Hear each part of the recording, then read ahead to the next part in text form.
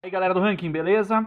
Como todo mundo sabe, o Brasil numa pandemia desgraçada, o governo precisa fazer gastos urgentes, emergenciais para o bem-estar da nossa população, precisa pagar o auxílio emergencial, precisa investir na saúde, na educação do nosso povo, precisa gastar, fazer os investimentos, mas tem um obstáculo no caminho, que é uma lei muito malvada da época do governo Temer, que agora está sendo defendida pela equipe econômica, esse bando de capitalistas gananciosos e malvados, que é a lei do teto dos gastos, o teto, em que o governo ele tem tipo uma camisa de força, né, que impede ele de sair gastando desenfreadamente e passando o gasto acima do ano passado.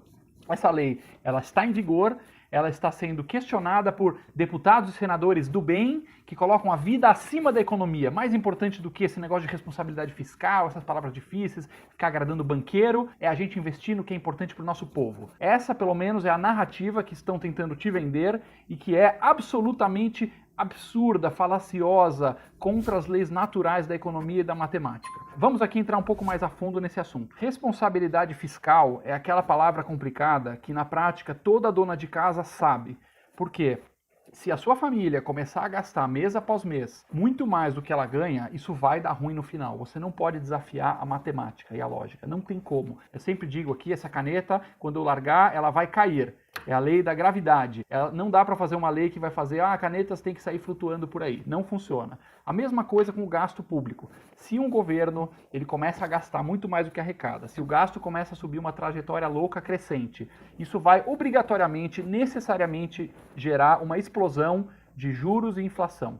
Inevitável. E juros e inflação são coisas que machucam especialmente os pobres. Então você vai, com esse discurso bonzinho, destruir ainda mais o bem-estar do nosso povo. Não acredita? Basta comparar o Brasil, que segue uma política econômica de responsabilidade, com todos os defeitos e críticas que podem ser feitas, né? Certamente o Ranking gostaria de ver reformas mais rápidas, privatizações mais rápidas, críticas a outros departamentos do governo, tem coisas boas, coisas ruins, como a gente sempre diz, porém, é uma equipe econômica que segue uma linha de responsabilidade fiscal, que é dizer assim, não vamos estuprar a matemática, as contas têm que fechar e nós precisamos respeitar o gasto e a arrecadação do governo. Dos nossos vizinhos hermanos, vamos comparar com os nossos vizinhos argentinos, em que segue uma linha diferente. Gasta porque é bonzinho e depois a gente vê. Essa é a linha deles. Qual é o resultado prático, pessoal? Juros. Acabou de sair a manchete que o Brasil conseguiu a menor taxa de juros da sua história, caindo para 2% ao ano os juros no Brasil. E na Argentina? Praticamente no mesmo dia, outra manchete com os caras comemorando que o juro caiu lá de 40% para 38% ao ano, cara. 2 contra 38.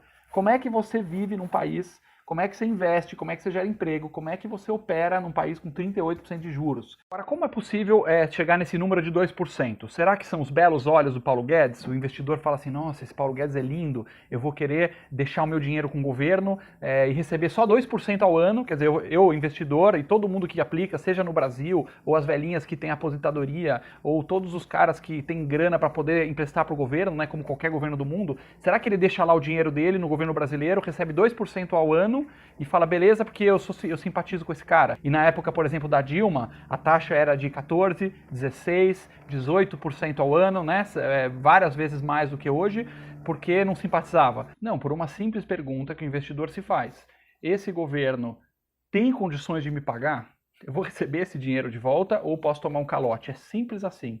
Puramente a confiança em que o governo e a equipe econômica e a economia está sendo bem cuidado. Na época dos governos anteriores, essa confiança era menor. Então, o investidor, para colocar o dinheiro aqui, exigia, né, o governo só conseguia pegar o dinheiro que precisava, oferecendo altos juros, inclusive os maiores juros reais do mundo. Hoje, com vários fatores mundiais, mas especialmente o fator, por exemplo, da lei do teto dos gastos, a condição econômica, a preocupação com o equilíbrio fiscal, quer dizer, o pessoal enxerga no Brasil um governo sério, coisa que não enxerga na Argentina, e aí o juro é baixo.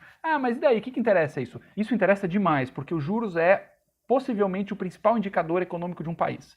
Se você tem juro baixo, as empresas conseguem investir mais, gerar mais emprego, as pessoas pagam menos taxa de juros, o governo gasta menos com endividamento. Para vocês terem uma ideia, só no governo Dilma foi R$ 1 trilhão de juros pagos. Por ano, isso dava mais de 250 bilhões, são 8 Bolsa Família. Então você que tem uma preocupação social, que é super legítima, assim como eu, nós também temos preocupação social. Se você acha que a gente tem que gastar mais dinheiro com Bolsa Família, com saúde e educação, um dos melhores jeitos de fazer isso é reduzindo o gasto com juros. Se a Dilma pagava 250 bilhões por ano, 8 vezes mais que o Bolsa Família, com juros, tinha menos dinheiro para o gasto de social.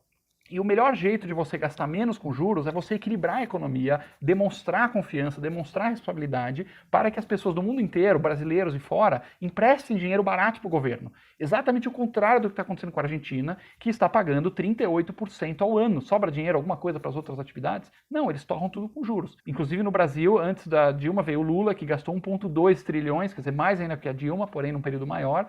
Então, nós vimos historicamente de governos irresponsáveis que fazem, com perdão da palavra, putaria com dinheiro, que não inspira confiança em ninguém e que você precisa pagar juros estratosféricos para conseguir captar aquilo que é necessário para o governo se sustentar. E o outro impacto, inflação. O Brasil fechou o ano passado com 4% de inflação.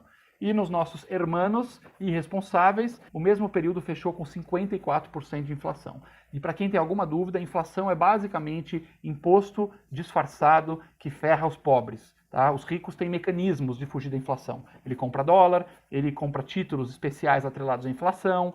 Quem se ferra com a inflação é pobre, que tem que pegar o salário e sair correndo para comprar as coisas antes que aumente de preço. Historicamente, inflação é imposto, uma faca enfiada no fígado dos mais pobres, roendo o poder de compra, em que o cara cada mês vê o dinheirinho dele desaparecendo, diminuindo. Portanto, pessoal, não podemos abrir mão de forma alguma da responsabilidade fiscal. É um falso dilema, economia versus social, é um falso dilema. Em todos os países civilizados do mundo, a casa da economia está em ordem, para que o país cresça, gere bastante riqueza, pague bastante impostos, e isso financia toda a área social que é tão importante.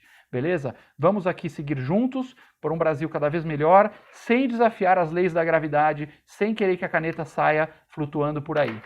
Se você gostou desse vídeo, siga o Ranking dos Políticos nas redes sociais.